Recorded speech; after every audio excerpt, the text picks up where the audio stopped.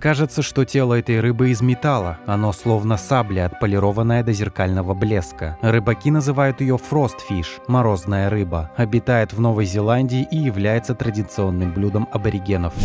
А эти на вид металлические симпатяги называются золотые пластинчатоусые жуки. Обитают в Центральной Америке. Панцирь жука по сути является сверхсложным материалом, состоящим из огромного числа хитиновых наночастиц толщиной в микрометр, уложенных в своеобразные штабеля и повернутых в разные стороны, которые особым образом отражают свет.